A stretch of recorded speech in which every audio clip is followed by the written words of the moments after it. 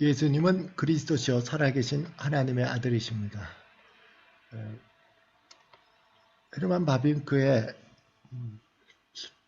하나님의 큰일 첫 번째 주제가 최고선입니다. 하나님의 최고선. 오늘 본문 말씀에서 읽은 바와 같이 성경에서 말하는 하나님께서는 전도서 3장 11절에서 하나님이 모든 것을 지으실 때를 따라 아름답게 하셨고 또 사람들에게 영혼을 사모하는 마음을 주셨느니라.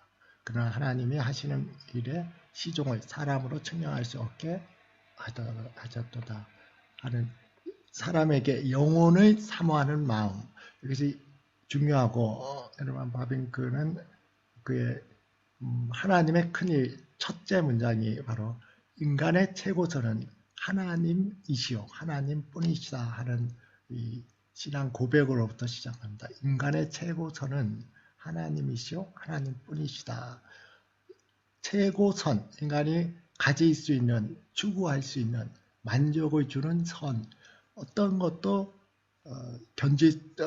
어떤 비교가 안 되는 최고의 선은 하나님이시고 하나님뿐이시다 하는 것은 오늘 말씀에서 나온 것처럼 인간의 마음속에 영혼을 사모하는 마음을 주셨고 인간은 다른 어떤 것으로도 만족할 수 없고 자신의 마음의 깊숙한 곳에서 하나님을 만나고 하나님과 교제하고 그 영혼과 함께 있을 때 그럴 때 참된 만족을 얻을 수 있는 것을 성경 말씀을 통해서 설명을 오늘 해주고 있습니다.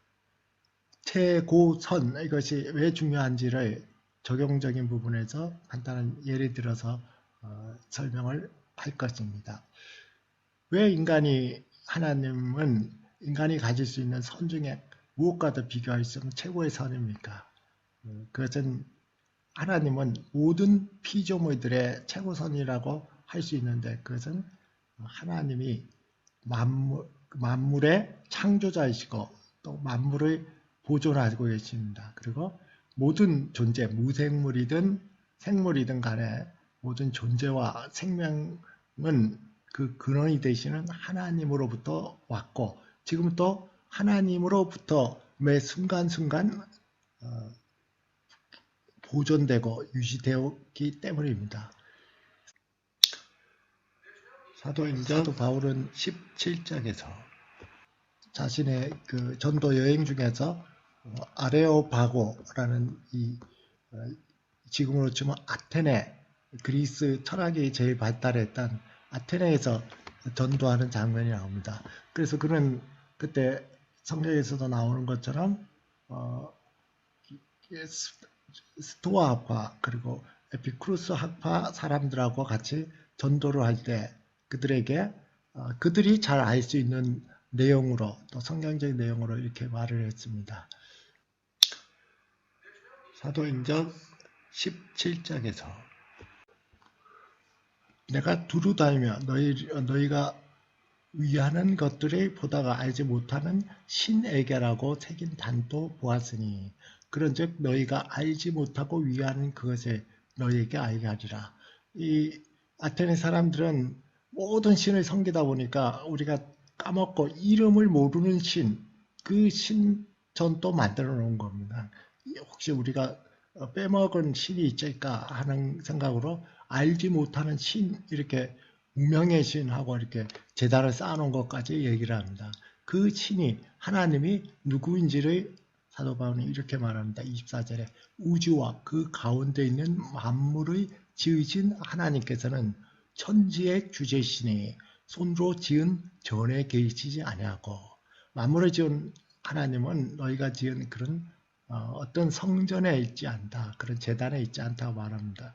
이어진 25절에서 또 무엇이 부족하는 것처럼 사람의 손으로 성경을 받으시는 것이 아니니 이는 만민에게 생명과 호흡과 만물을 친히 주시는 이심이라.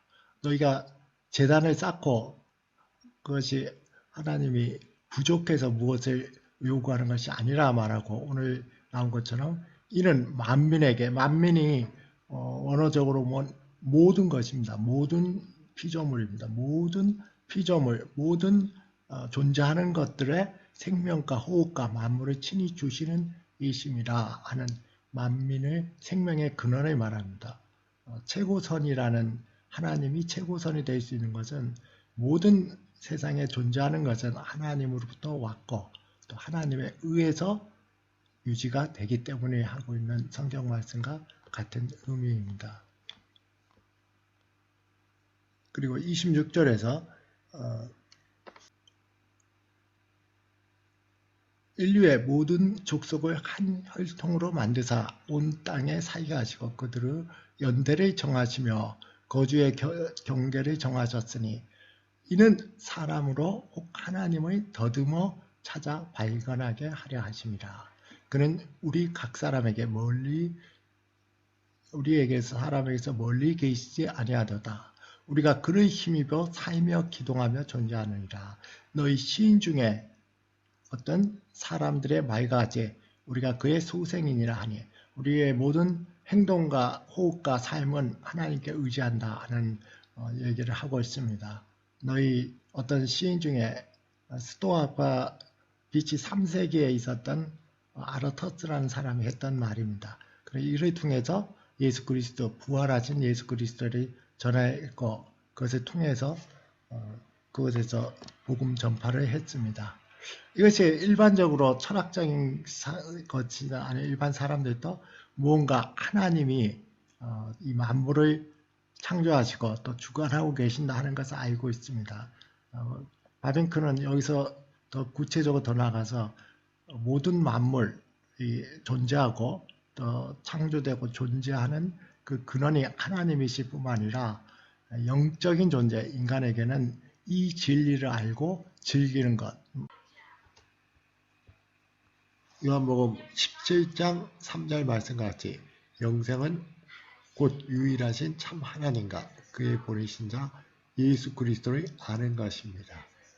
아는 것, 이것은 신구약 성경 전체에서 부부관계, 가장 인격적으로 가까운 관계, 육체적으로 하나가 되는 가장 인격적으로 가까운 관계에서 아는 것으로 표현했듯이 하나님과 그리스도와의 가장 깊은 인격적인 거죠. 이것이 영생입니다.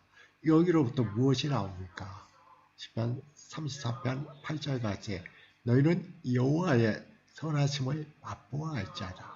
여호와의 선하심, 예수 그리스도와 하나님이 어떠한 분이신지를 알고 그 선하심을 맛보아 아는 것, 그에게 피하는 자는 복이 있도다.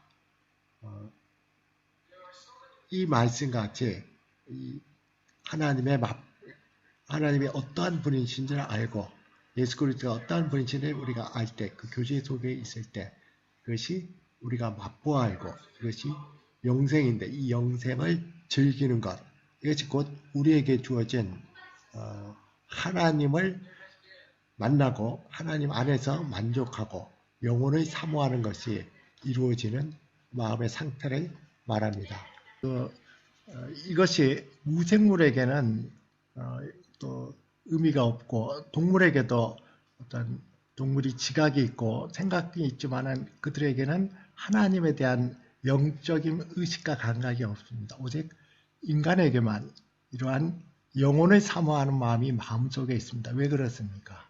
하나님의 형상으로 인간이 창조되었기 때문입니다. 타락으로 인해서 인간의 타락은 분명 인간이 가지고 있었던 고상한 어떤 하나님을 더욱 알 수 있는 그런 어떤 지혜와 의의 거룩함, 고린도전서 2장 30절에 나오는 이것은 잃어버렸지만은 바벤크의 말처럼 하나님과 같은 유사한 관계를 지워버리고 파괴할 수는 없었습니다. 죄가 하나님의 형상으로 창조되었고 죄 때문에 타락했지만은 죄를 지었을 때 곧바로 아담과 하와가 부끄러워서 자신들의 중요 부부를 무화과 나무로 가리거나 하나님의 음성을 듣고 어떤 죄의식을 가지고 동산 뒤소의 나무 뒤에서 숨었다든지 이런 죄책, 죄에 대한 죄의식을 느끼는 양심의 가책을 느끼지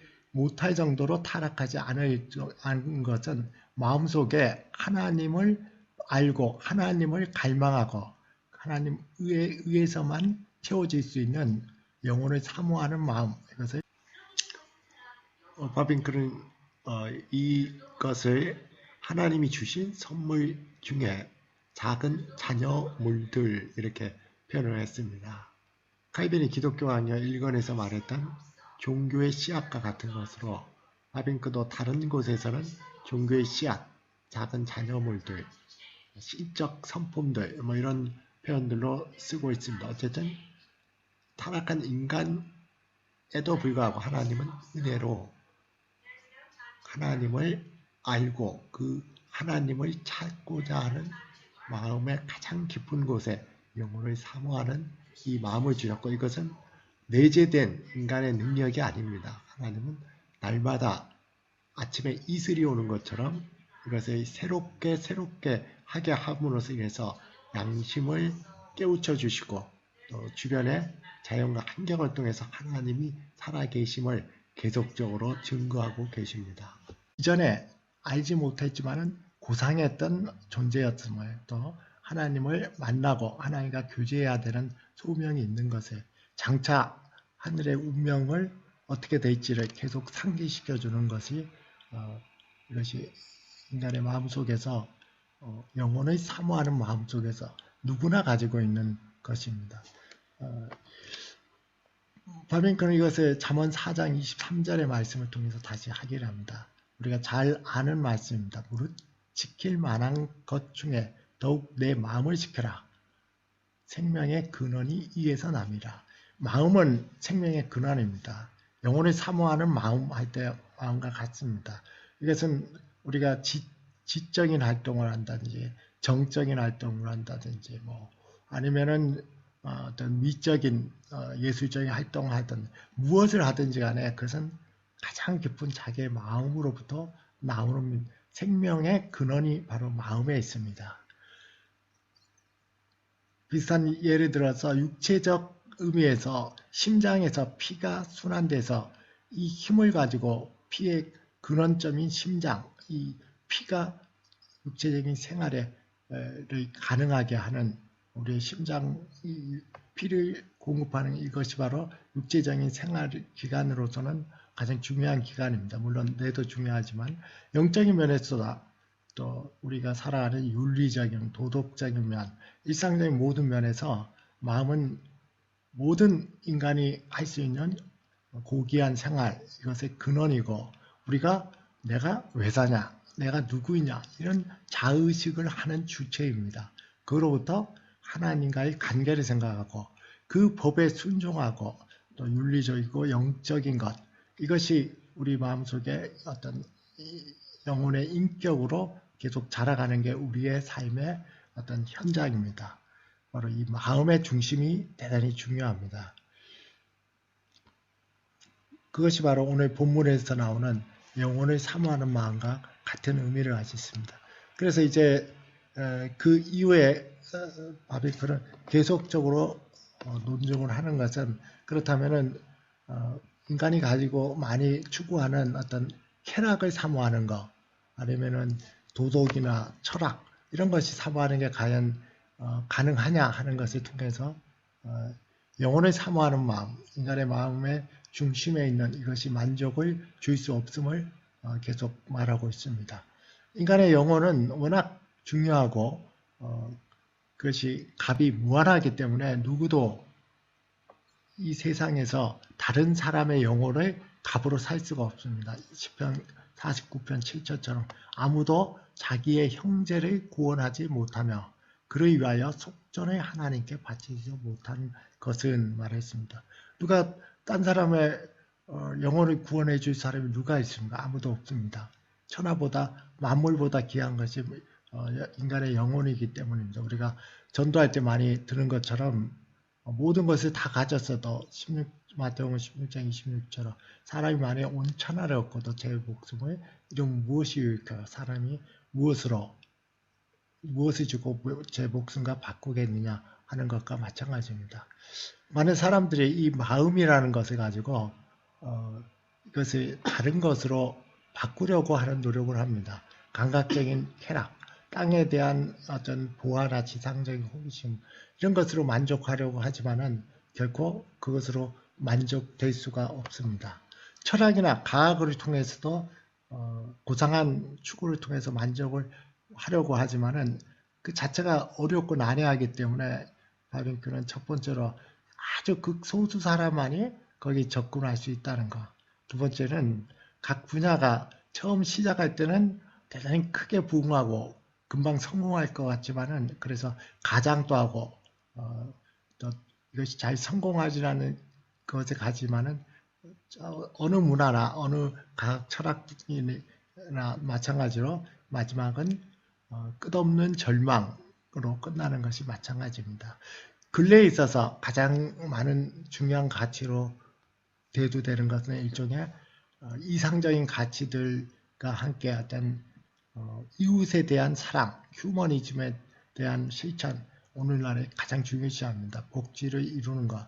이런 것은 다 좋습니다. 어떤 이런 것이 성경에서 말하는 이것이 다 중요하고 또 다른 사람들에게 사랑을 베푸는 것은 중요합니다. 그럼에도 불구하고 이 자체가 인간에게 큰 만족을 주거나 또 인간이 가졌던 어떤 그가 원래 가졌던 하나님과의 관계에서만 가질 수 있는 영적인 만족을 결코 줄 수 없음을 바빙크는 이렇게 논증을 합니다.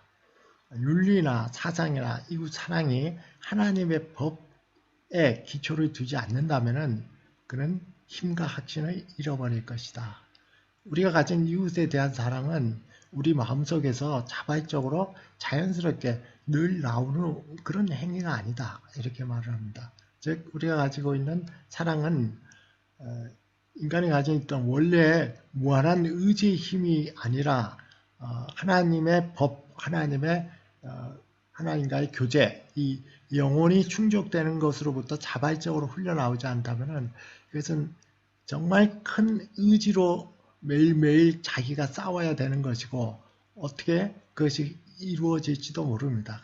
또 그렇게 하다 보면은 자기의 생각과 자기의 어떤 철학, 자기가 추구하는 것을 추구하기 때문에 그것이 자기 만족으로 들어가고 또 이웃에게 지지를 받지 못하는 수도 있습니다.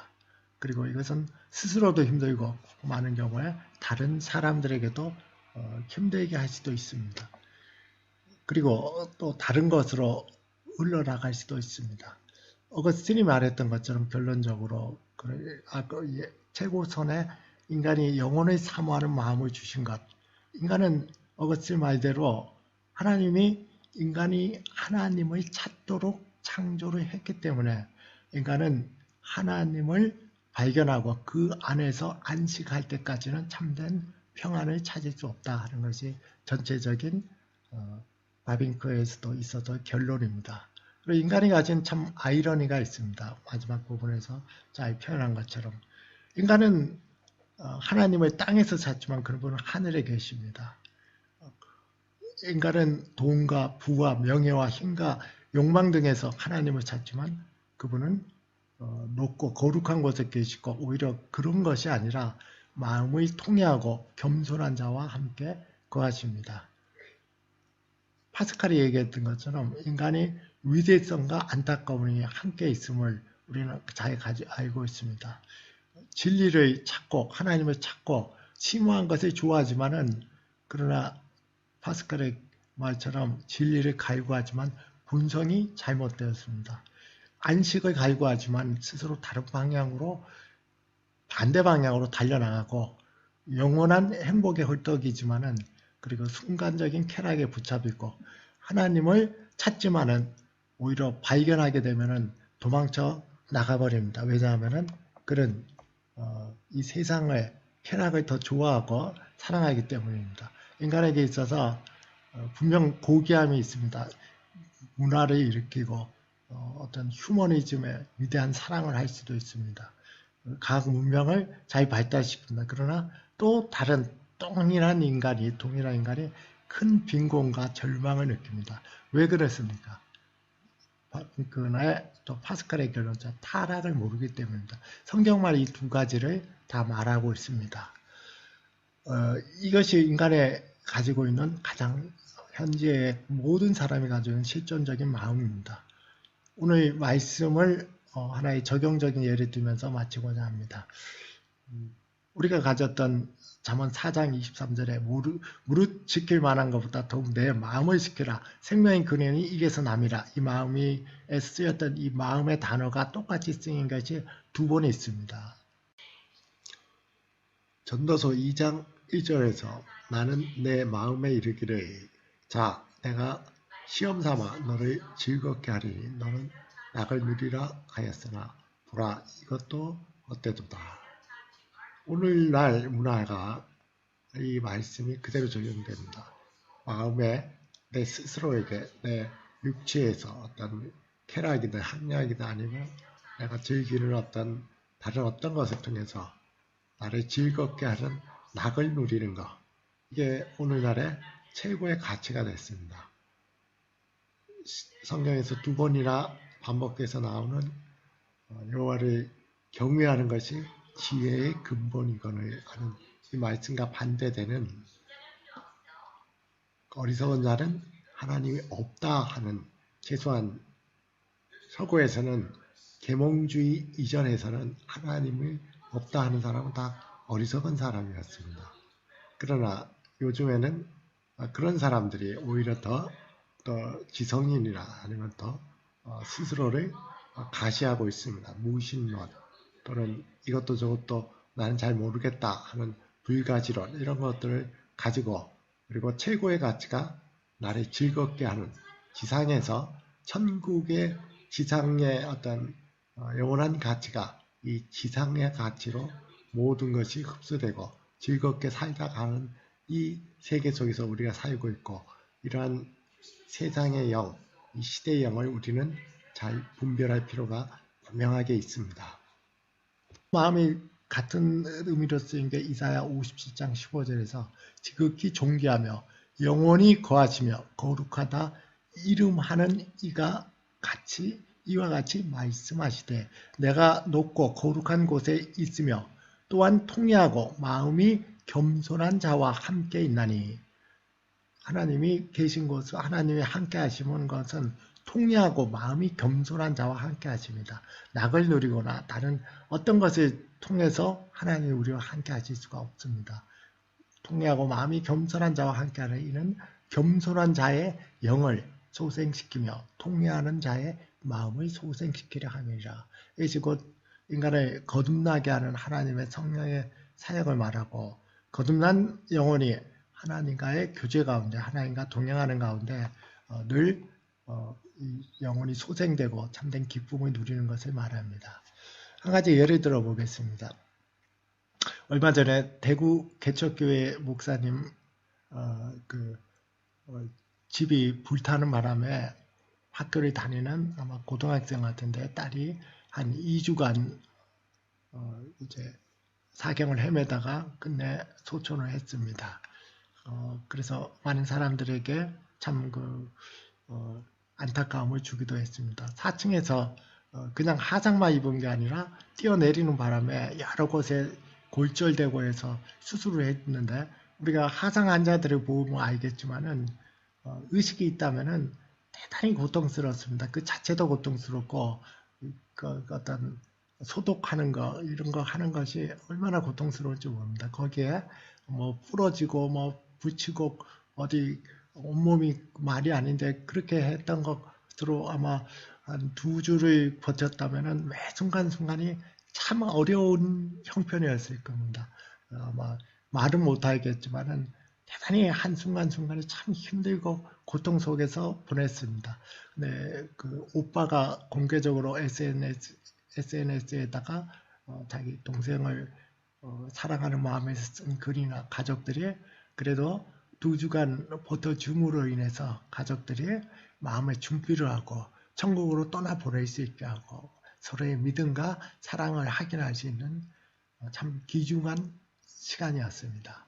이것을 통해서 우리가 볼 수 있는 것은 우리가 이렇게 극단적인 어려움 속에 있을지라도 그래도 호흡이 있고 그리고 생명이 있다면 하나님의 뜻이 아직도 우리에게 있고 우리는 아직도 살만한 가치가 있고 살 이유가 있다는 것입니다. 왜냐하면은 지금 내가 육체적인 고통으로 가장 힘들고 형편이 정말 어렵고 그럴지라도 그러한 육체와 그러한 형편을 통해서 우리는 영원한 가치인 서로 간의 믿음과 사랑과 소망을 키우고 확인하고 그런 것을 통해서 이런 영적인 영원한 가치들이 서로 공유되는 가운데 그 가운데 있는 그리스도와의 동행, 하나님과의 함께한 가운데 우리는 기쁨을 누릴 수가 있습니다. 이것이 우리가 이 세상에서 살아가는 능력이고 오늘 말씀에서 주는 영혼을 사모하는 마음, 우리 지킬만 하는 것보다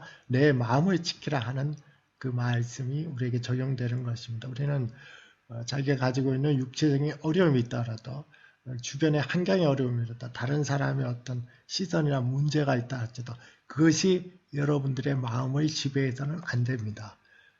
하나님 안에 있는 마음, 그리스도와 동행하는 마음, 하나님이 나에게 주신 내 육체와 모든 환경을 통해서 영원한 가치인 믿음과 사랑과 소망과 또 인내와 또 우리가 가졌던 성령의 모든 열매들을 나와 또 이웃과 가족과 함께 맺어 나가는 삶을 살아갈 때 우리는 참된 안식과 평안도 누리고 그것이 우리의 주변 사람들과의 관계 속에서도 영원한 가치로 남을 것입니다. 설교를 마치면서 광고를 한 가지 합니다. 헤르만 바빙크가 최고선에 대한 직접적으로 쓴 글은 오늘 강의 설교했던 하나님의 큰일 일가에도 있고 보다 직접적인 것은 그의 소논문이었던 최고선과 하나님의 나라 이것이 한 아티클로 있고 그리고 그리스도와 기독교 대단히 참 은혜로운 글인데 이 두 가지가 함께 있습니다. 그래서 이것을 홈페이지에 영문이지만은 첨부를 합니다. 그래서 좀 더 연구하거나 또 은혜를 받고자 하는 사람들은 다운받아서 개인적으로 보고 의문이나 또 어떤 함께 나눌 사항이 있으면 언제든지 연락을 주셔도 좋습니다. 기도드리겠습니다. 살아계신 아버지 하나님, 우리의 영혼을 사모하는 마음을 주시고 우리 지키만 하는 것보다 내 마음을 지키라고 하심으로써 우리를 성령 안에서 거듭나게 하시고 거듭난 자로서 늘 그리스도와 동행하며 하나님과 함께 이 영원한 가치를 바라보고 또 그 가운데 살게 하심을 감사를 드립니다. 그러므로 이 세상에 살아갈 때 다른 어떤 것이 우리의 마음을 지배하지 않게 하시고 하나님과 동행하는 삶 속에서 현재의 모든 삶 가운데 오히려 담대하고 이 모든 것들을 기쁨으로 누리면서 이 세상 속에서 참된 사랑을 실천하고 참된 소망을 바라보면서 참된 믿음이 견고해지는 아름답고 축복된 삶을 우리 모두가 살아나갈 수 있도록 주님이 축복하시고 인도해 주시옵소서. 예수 그리스도의 이름으로 기도드렸습니다.